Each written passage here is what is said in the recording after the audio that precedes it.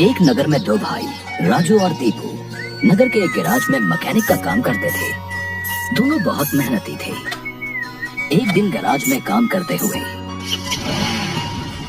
भाई ने सोचा था, अगर हम ऐसे ही काम करते रहे तो एक दिन अपना एक गैराज खोल लेंगे और फिर जल्दी ही दूसरा और फिर तीसरा और जल्दी ही हर शहर में अपना एक गैराज होगा। ये कहने के बाद दोनों राजू और दीपू अपना काम बंद करके मुस्कुराते हुए ऊपर की ओर देखते हुए अपने ख्यालों में खो जाते हैं। सपने में राजू और दीपू अपने नए गैराज के उद्घाटन के रिबन काट रहे हैं। तभी पीछे से उसकी पीठ पर कोई धक्का देता है और दोनों घबरा के सपने से बाहर आते हैं। राजू के बगल में उसकी गैराज का मालिक, ग्रे शर्ट, काले पैंट, सिमटे हुए बाल और आंखों पे चश्मा। तुम दोनों से एक काम सही से नहीं होता। कल एक गाड़ी तुम लोगों ने बना के दी थी, ग्राहक का फोन आया था, उनकी गाड़ी से धुआं निकल रहा है और रास्ते में बंद हो गई है। ये 1 महीने में तुम्हारी 8वीं शिकायत है। मैं तुम दोनों को अभी काम से निकालता हूँ। निकल जाओ मेरे गैराज से। मालिक, पर यह भी तो हो सकता है उसकी गाड़ी खराब हो। हमने तो ठीक से ही काम किया था। खराब गाड़ियों को ठीक करना ही हमारा काम है। निकल जाओ यहाँ से। और मालिक दोनों को धक्के मार के बाहर निकाल देता है। राजू और दीपू अपने छोटे से कमरे की बिस्तर पर हैं। सामने की दीवार पर विष्णु भगवान की तस्वीर टंगी है। दीपू राजू से, भाई, हम हर जगह मन लगा के काम करते हैं, फिर भी हमें हर जगह से निकाल दिया जाता है। किसी को हमारी कद्र ही नहीं। हाँ भाई, यहाँ किसी को हमारी कद्र नहीं है। चल किसी दूसरी जगह जाते हैं, वहाँ शायद हमारी कीमत हो। भाई, पर हम वहाँ करेंगे क्या? याद है माँ कहती थी कि भगवान का नाम लेने से सब मिल जाता है। हाँ, चल सामान बांध, अब हम यही करेंगे। भगवान का नाम लेंगे और पैसे कमाएंगे। वो कैसे? अरे हम बाबा बन के लोगों को ज्ञान देंगे और उनसे पैसे लेंगे। वो तो ठीक है, पर हम लोगों को क्या ज्ञान देंगे? अरे वही जो माँ हमें देती थी। तू ज्यादा सवाल मत कर, सामान बांध। हम राजा सूर्यदेव के चंपक नगर जा रहे हैं। चंपक नगर में राजू और दीपू गेरुई धोती और गेरुई शॉल में, कंधे तक बाल, गले में रुद्राक्ष की माला, पैरों में खड़ाऊ, कंधे पे लटकी मटमैली गठरी, कलाइयों में बंधी रुद्राक्ष की माला, एक बड़े बरगद के पेड़ के नीचे बने चबूतरे के सामने। ये राजा सूर्यदेव का चंपक नगर है। हम यहीं से शुरू करेंगे। दीपू सुन, आज से तेरा नाम दीपू नहीं दीपेश्वर है, समझा? और मैं एक सिद्ध योगी। मैं यहाँ बैठता हूँ और ध्यान करता हूँ। तू नगर में जाके ये खबर फैला कि एक सिद्ध योगी आए हैं जो हर समस्या का हल देते हैं। ठीक है, मैं जाता हूँ।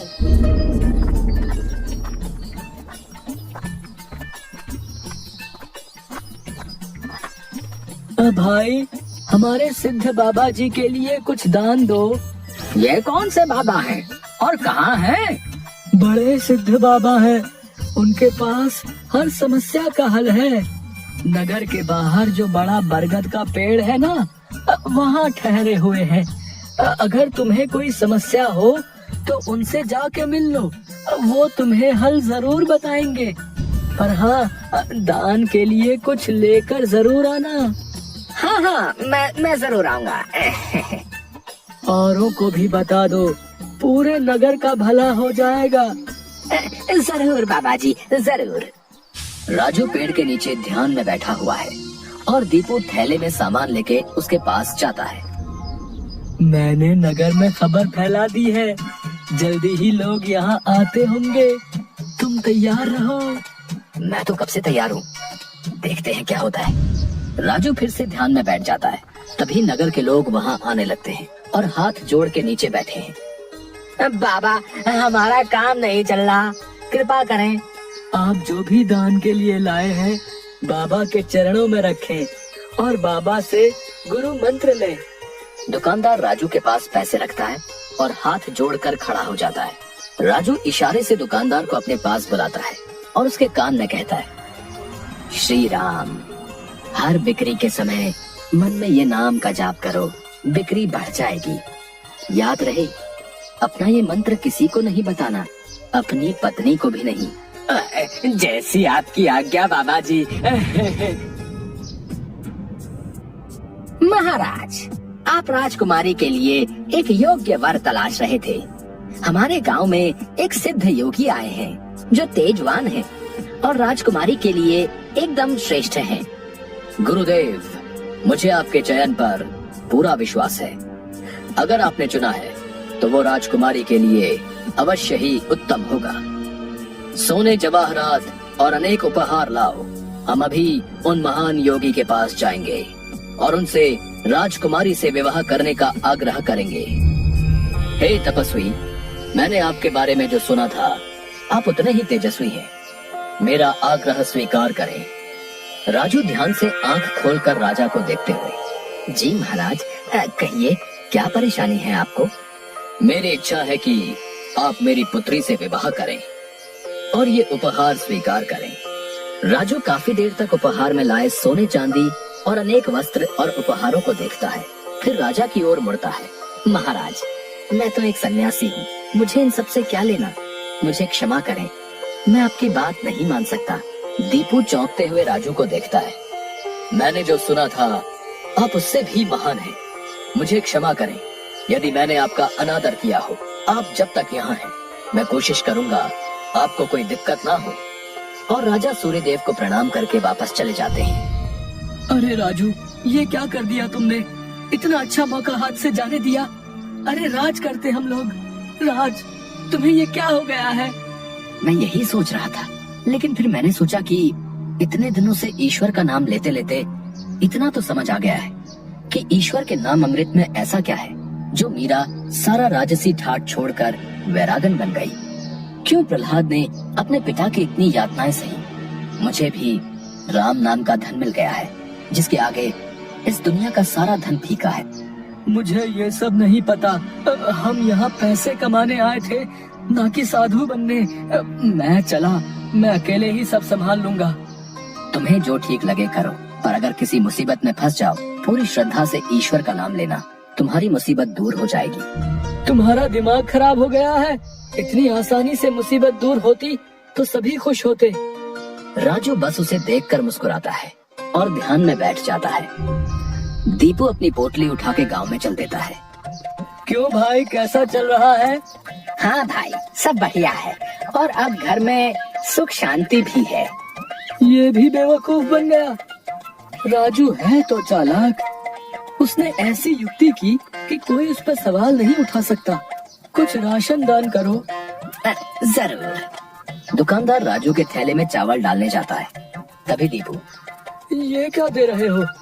इतनी मिठाइयाँ और मेवे तुम्हारी दुकान में है और तुम ये कच्चे चावल दे रहे हो? इनमें से कुछ दो। पर बाबा तो ये सब नहीं कहते। तुम्हें क्या करना है? जितना कह रहा हूँ वो करो।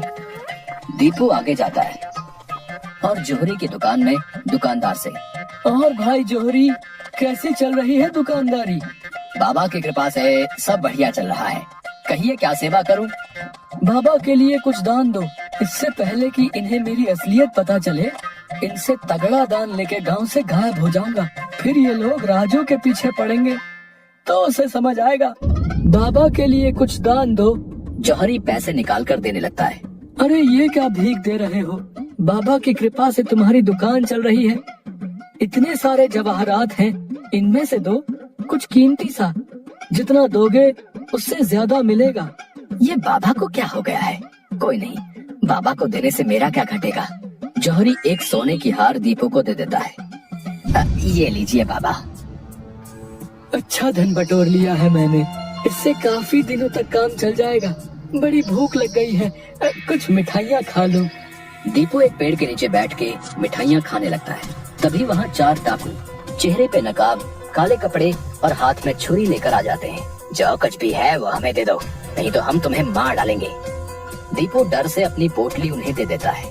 तभी डाकुओं के सरदार का नकाब खुल जाता है। दीपू उसे देख लेता है।